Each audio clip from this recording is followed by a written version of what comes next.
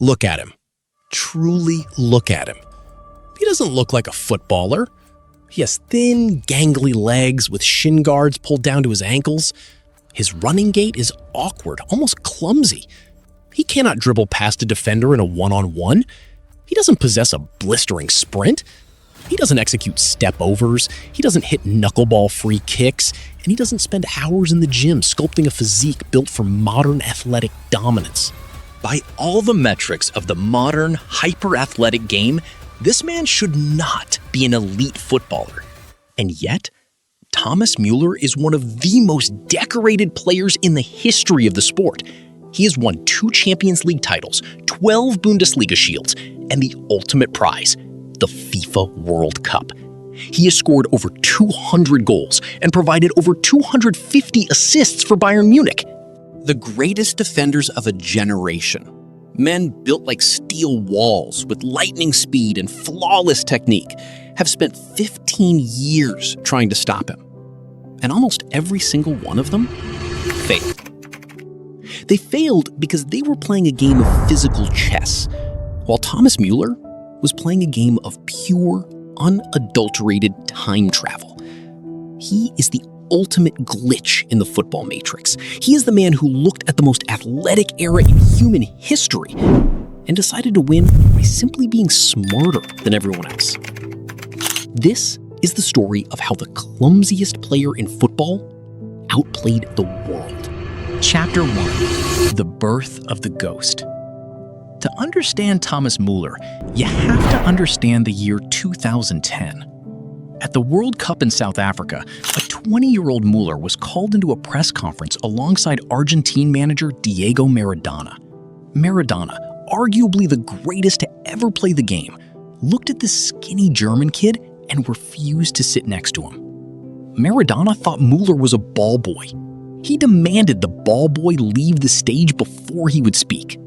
A few months later, Germany played Argentina in the World Cup quarterfinals. 4 minutes into the match, that ball boy drifted into the penalty box, completely unmarked, and headed home the opening goal.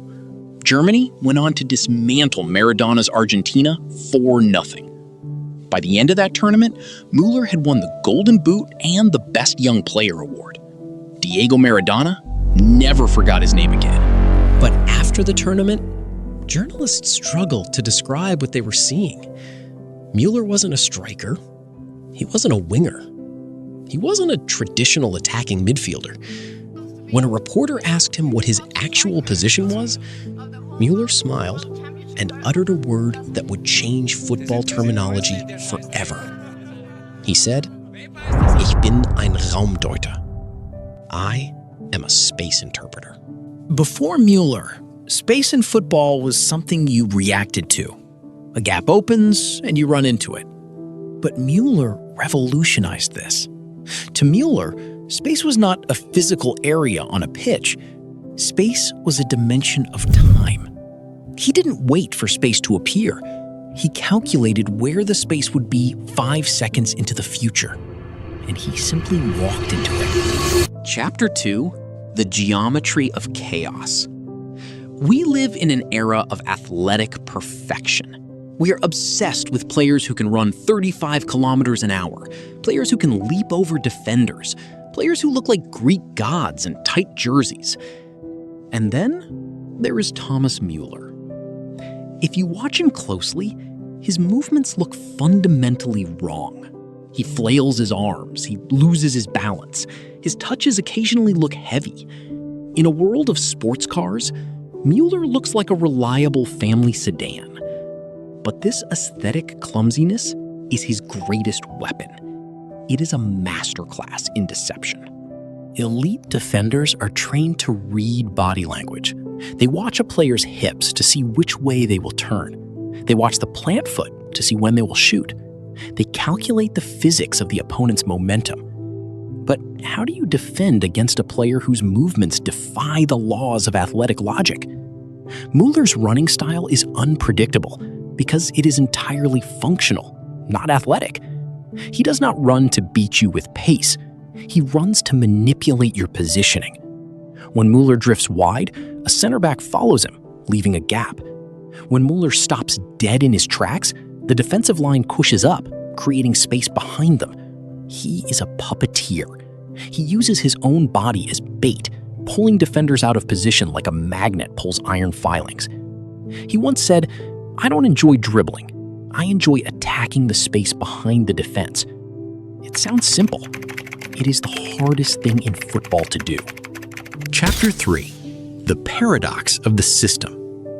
Throughout his career, Müller has faced the ultimate criticism leveled at non-traditional players. He is a system player. The argument was that Müller only looked good because he was surrounded by world-class talent at Bayern Munich and the German national team. He was playing with prime Frank Ribéry, Arjen Robben, Bastian Schweinsteiger, and later Robert Lewandowski.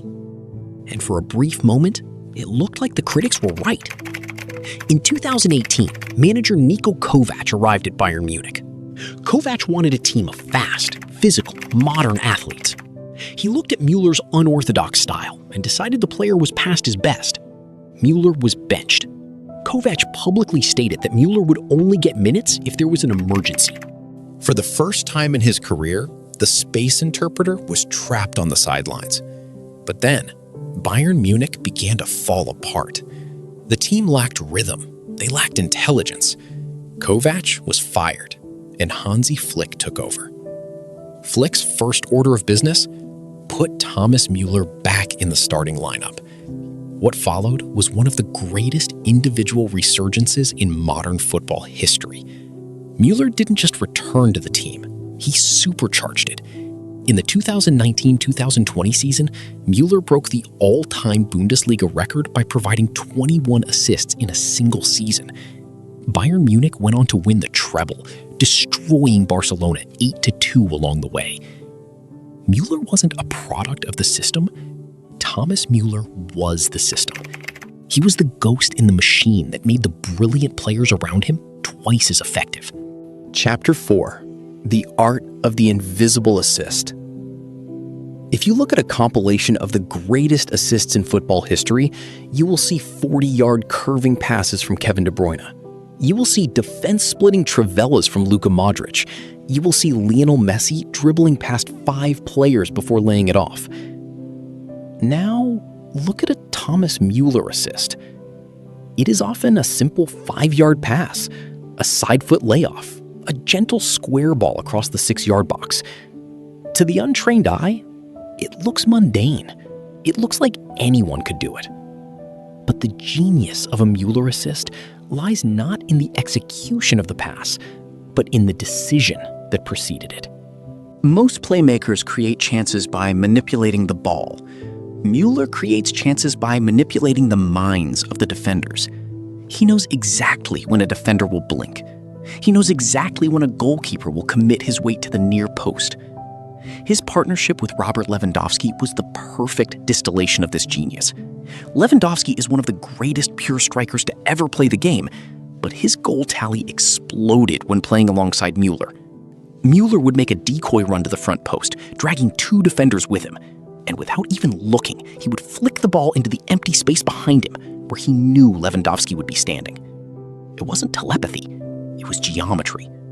Müller did the invisible, dirty work of creating the vacuum, and Lewandowski simply filled it. Chapter 5.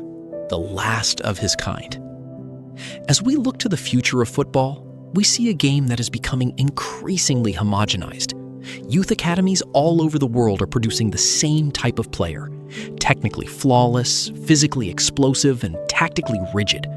We are breeding a generation of super athletes. And that is why the era of Thomas Müller feels so precious. He is a throwback to a time when football was played in the mind before it was played with the feet. He is proof that you do not need to be the fastest, the strongest, or the most skillful to reach the Aptly hangs up his boots. The position of the Raumdeuter will likely disappear with him. Academies cannot teach what he does because you cannot teach instinct and you cannot teach time travel. We will remember the speed of Mbappe. We will remember the power of Haaland. We will remember the magic of Messi.